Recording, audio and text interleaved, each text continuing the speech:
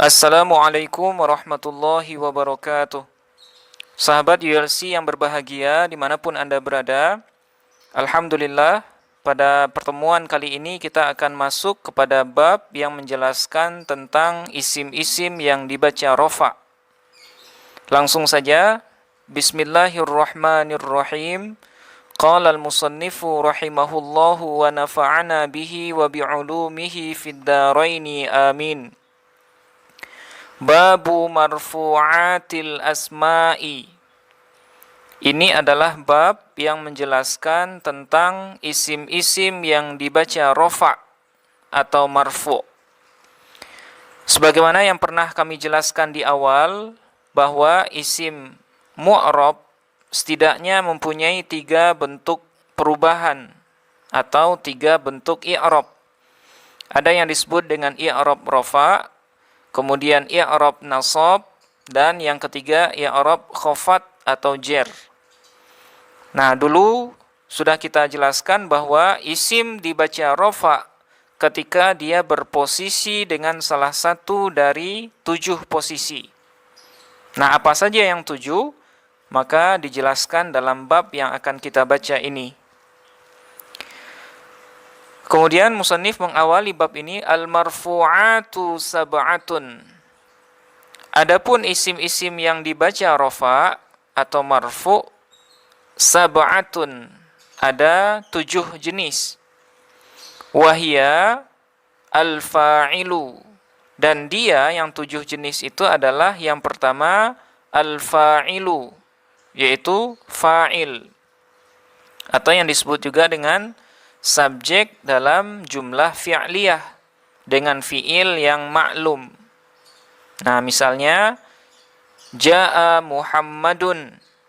Nah, Muhammadun di sini posisinya sebagai fa'il, hukumnya rofa, tanda rofanya dhammah karena dia isim mufrad.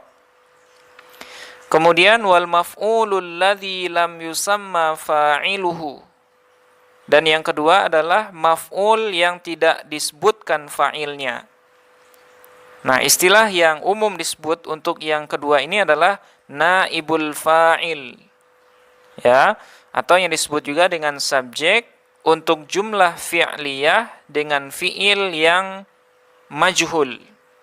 Nah, nanti kita akan membahas fi'il itu nanti ada yang disebut dengan fi'il bina ma'lum, kemudian ada fi'il bina majhul. Nah, ketika ada isim terletak sesudah fi'il bina majhul, maka posisinya disebut dengan naibul fa'il. Contohnya, duriba Muhammadun. Muhammad telah dipukul. Nah, Muhammadun posisinya sebagai naibul fa'il, hukumnya rofa, tanda rofanya dhammah karena dia isim mufrad. Wal mubtada'u wa khabaruhu. Kemudian yang ketiga dan yang keempat adalah mubtada dan khabarnya.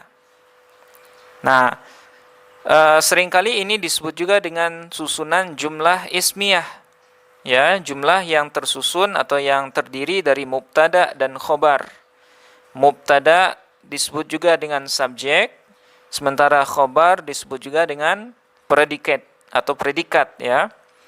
Nah, mubtada itu bisa dikenali dengan bahasa, yaitu setiap isim yang berada di awal jumlah.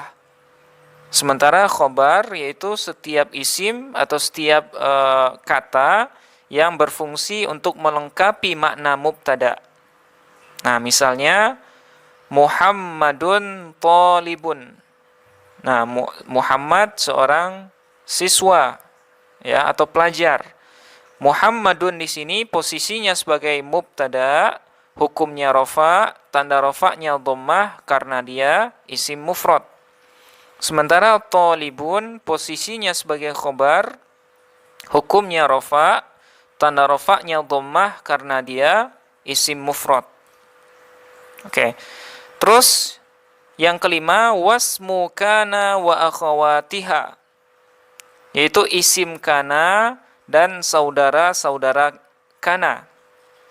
Nah, nanti kita akan masuk dalam pembahasan yang disebut dengan amil nawasikh, yaitu amil yang memasuki jumlah ismiyah dan merubah harkatnya atau merubah posisinya. Nah, salah satu di antara amil nawasikh itu disebut dengan kana dan saudara-saudaranya. Nah, kana berfungsi nanti merafa'kan mubtada dan menasabkan khobar. Nah, misalnya kana Muhammadun qa'iman misalnya.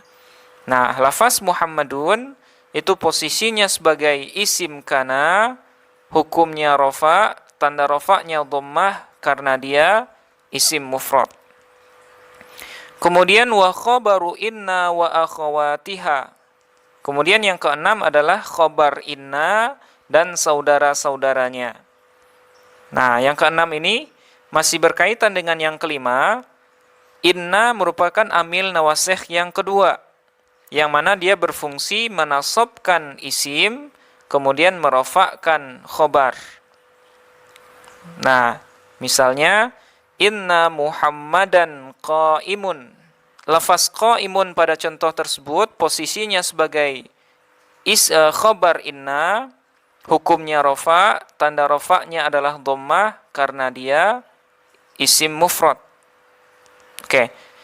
Kemudian yang terakhir wattabi'u lil marfu'i, dan isim yang mengikuti lil marfu'i kepada isim yang marfu'. Nah, ini disebut juga dengan tabi' atau tawabi'. Wa huwa arba'atu asya'a. Nah, isim yang mengikuti i'rab dari kata sebelumnya ini terbagi menjadi 4 jenis ya. Yang pertama an-na'tu atau keterangan sifat ya. Contohnya ja'a Zaidun al-fadilu. Nah, pada contoh ini al-fadilu posisinya adalah sebagai na'at, hukumnya rafa, tanda rafa'nya dhammah karena dia isim mufrad. Kemudian wal atfu dan atof ya, atau yang disebut juga dengan kata penghubung ya. Nah, contohnya jaa Muhammadun wa Bakrun.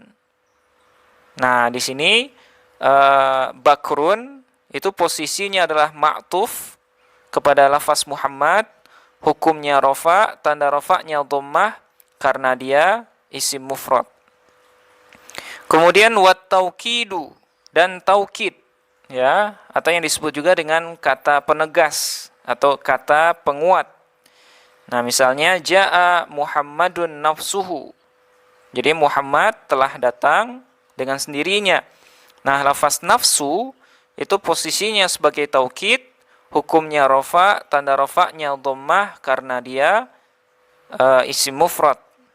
Kemudian yang terakhir wal badalu dan badal atau yang disebut juga dengan kata pengganti ya.